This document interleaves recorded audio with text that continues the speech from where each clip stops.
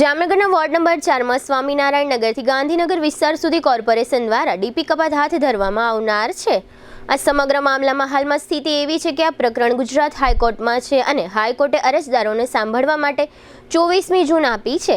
તે દરમિયાન મહાનગરપાલિકાના અધિકારીઓ અને કર્મચારીઓ આ મકાનધારકોને મકાનો ખાલી કરવા સૂચનાઓ આપી રહ્યા હોય।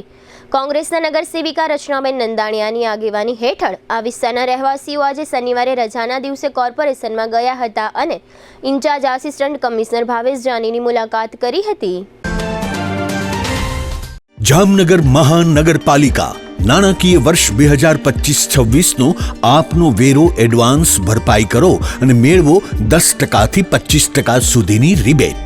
આ રિબેટ યોજનાનો લાભ 16/4/2025 થી 31/5/2025 સુધી લઈ શકાશે।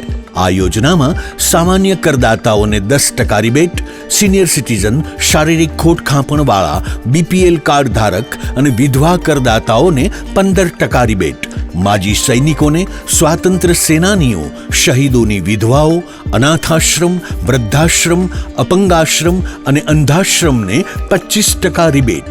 રહેણાંક બિન રહેણાંક મકાનોમાં સોલાર સિસ્ટમ તારીખ 31/3/2025 પહેલા ઇન્સ્ટોલ કરેલ હોય તેવા કરદાતાઓને રેગ્યુલર ઉપરાંત વધારાનું 5% રિબેટ એક વખત, સતત 3 વર્ષ સુધી એડવાન્સ ટેક્સ ભરનારને 2% વધુ રિબેટનો લાભ। ઓનલાઈન વેરો ભરપાઈ કરનાર કરદાતાને 2% ડિસ્કાઉન્ટ, વધુમાં વધુ ₹250।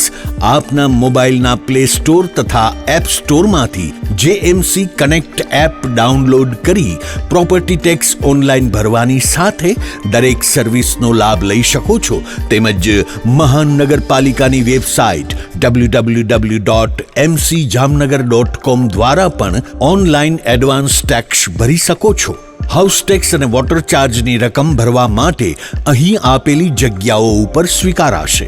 મહાનગરપાલિકાના મુખ્ય કેશ કલેક્શન વિભાગ, ત્રણેય સિટી સિવિક સેન્ટરો જેમાં શરૂ સેક્શન, રણજીતનગર તથા ગુલાબનગર, તેમજ HDFC bank, Nawanagar cooperative bank, IDBI bank તથા કોટક મહિન્દ્રા બેંકની તમામ શાખાઓમાં અને મોબાઈલ ટેક્સ કલેક્શન વેન દ્વારા જાહેર જનતાને આ રિબેટનો લાભ લેવા મહાનગરપાલિકા દ્વારા અનુરોધ કરવામાં આવ્યો છે।